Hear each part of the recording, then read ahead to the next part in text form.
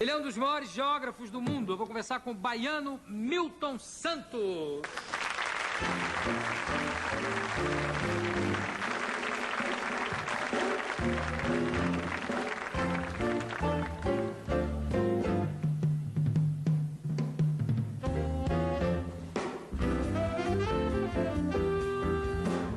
Milton, você é um geógrafo premiado, conhecido internacionalmente, com prêmios importantíssimos, né? Você recebeu o Vautrin Lud, né? Que é o equivalente, seria o Nobel de Geografia.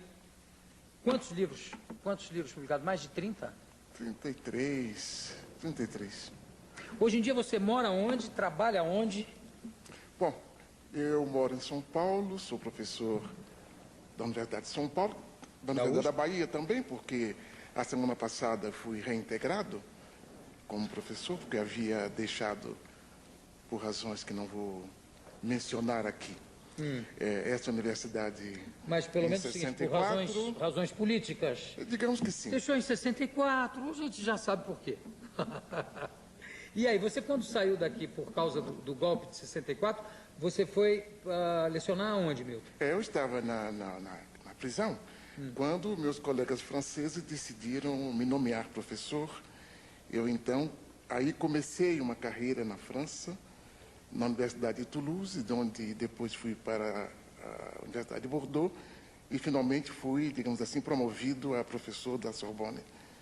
Então, ao lado da minha carreira brasileira, eu tive a oportunidade de fazer uma carreira francesa, antes de ir para outros países, como você sabe. Então, quer dizer, professor da Sorbonne. Você tem ideia, você por acaso tem esse dado, quantos, nessa época de 64, quantos talentos nossos desse nível foram obrigados a se exilar? É difícil. Entre os professores, só Bom, como professor. Talento desse nível, isso é uma gentileza sua. Não é gentileza, agora, não, isso é um reconhecimento. Os talentos desse nível nem sempre afloram, nem sempre se sabe que são grandes talentos, né? Dessa maneira, a contabilidade é difícil. Então eu vou facilitar. Quantos professores saíram daqui e foram ser professores fora do Brasil, em faculdades pelo mundo inteiro na época? Você tem ideia? Eu não saberia contar, mas... Mas vários, né? Muitos. Sem falar outros, como o Mário Schember, que teve que não saiu, mas teve que se afastar, quer dizer, não pôde mais lecionar durante um bom tempo, durante um bom período. Geografia, para mim, eu tinha um professor de geografia chamado Mesquita, Colégio São Bento. O Colégio São Bento era meniníssimo, devia ter, eu fiquei no São Bento até 8 anos. E eu me lembro que uma das coisas mais marcantes no colégio foi esse professor Mesquita, porque ele ensinava geografia fazendo história em quadrinho no quadro negro. Ele usava o quadro negro e desenhava, quer dizer, as aulas dele eram todas desenhadas. Isso para menino de 7 anos, de 8 anos, era uma maravilha. Você acha que, como no caso da matemática, aliás, no caso de todas as matérias, mas principalmente assim, matemática e geografia, a maneira do professor dar aula é uma coisa fundamental para o aprendizado da matéria? Eu creio que sim. A minha, digamos, vocação, a minha inclinação vem dos grandes professores que eu tive no ginásio, que me levantaram o ânimo para perseguir essa carreira. Então, eu creio que a forma como essas disciplinas são dadas no ensino secundário é determinante. É fundamental. É fundamental, sim. Quer dizer, você tem que ensinar a geografia como se fosse realmente uma grande aventura, digamos assim. Isso que tudo deve ser ensinado como um grande enredo, né? Os próprios livros deveriam ser escritos como enredos. Eu creio que o que está nos faltando é poder abandonar a linguagem da faculdade, o facultês, o universitês, o geografês, e, se possível, tentar apresentar os fatos, as realidades como enredo, porque tudo isso é um enredo. Tudo faz parte de um grande enredo, né? Exato. O Milton, qual foi vamos dizer assim, qual foi a época áurea da geografia, se é que se pode dizer assim, onde havia assim grandes descobertas a serem feitas, grandes explorações que trouxeram dados fundamentais.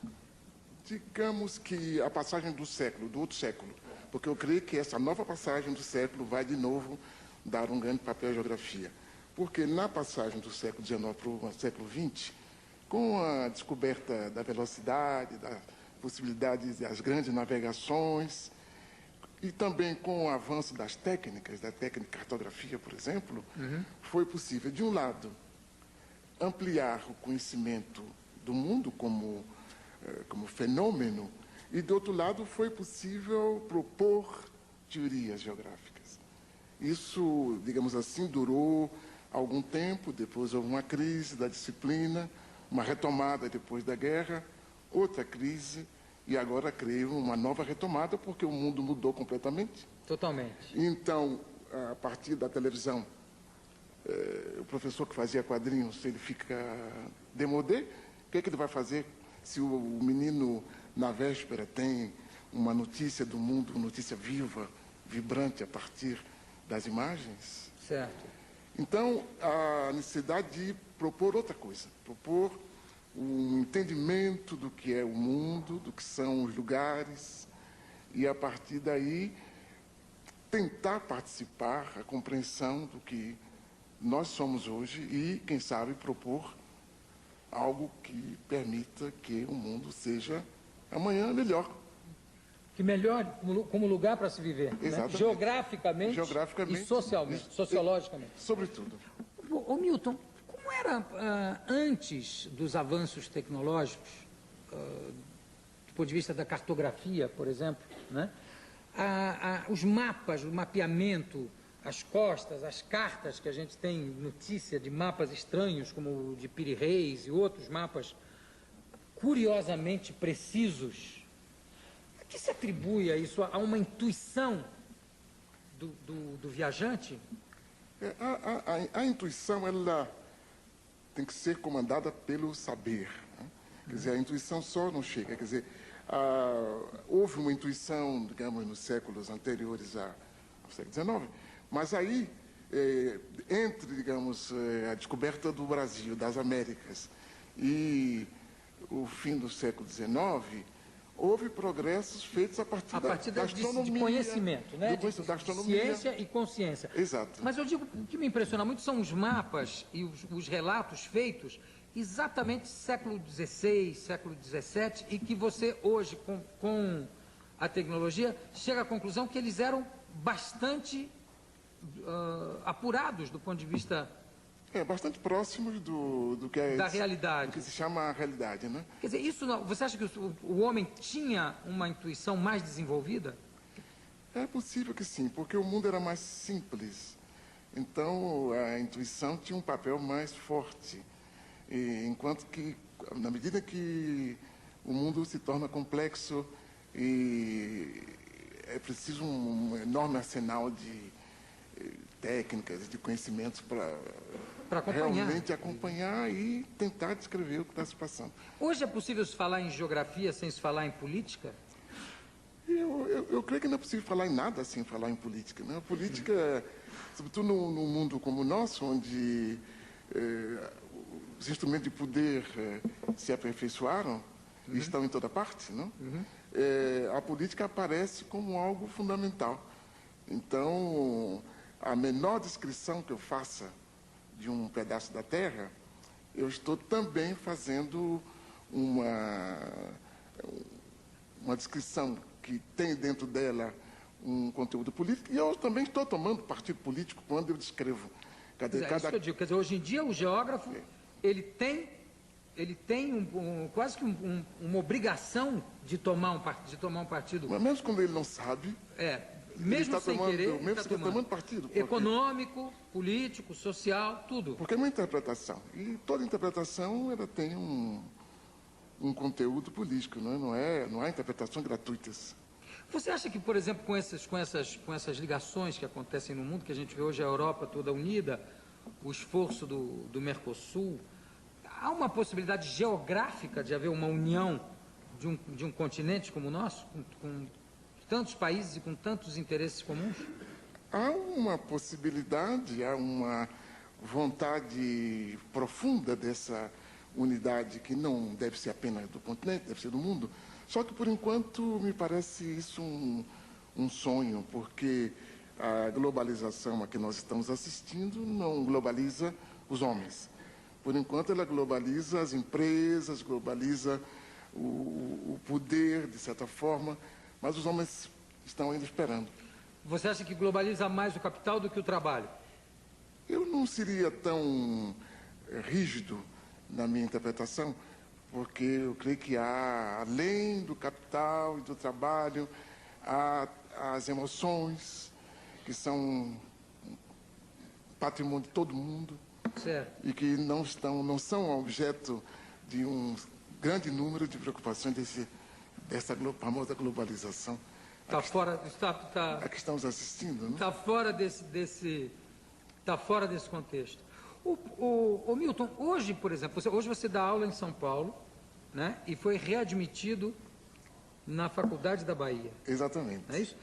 Isso vai fazer com que você dê aulas também na Bahia? Quer dizer, Certamente, certamente, certamente. E como é que vai ficar? Como é que vai fazer essa divisão física e do ponto de geográfica? vista legal ou do ponto de vista... Não, do ponto de vista prático. Do ponto de vista prático. Eu me estou aposentando da Universidade de São Paulo. E isso me permite continuar dando aulas nas pós-graduações e dirigindo teses, orientando teses. Então, eu terei uma obrigação de um certo número de contatos com os alunos, e enquanto que na Bahia eu vou fazer a mesma coisa, até que seja aposentado, que vai ser daqui a pouco. Orientar teses e dirigir estudantes, dar aula de pós-graduação, ajudar na montagem de programas, de modo que a distância sendo reduzida hoje pelo avião. Isso também é uma mudança importante na geografia, não é? Quer dizer, a velocidade dos meios de transporte é uma coisa, como você falou, na passagem do século, com o advento da máquina a vapor, etc., do trem, né? Quer dizer, mudou toda uma consciência geográfica. Você acredita que isso cada vez vai mudar de uma forma mais rápida?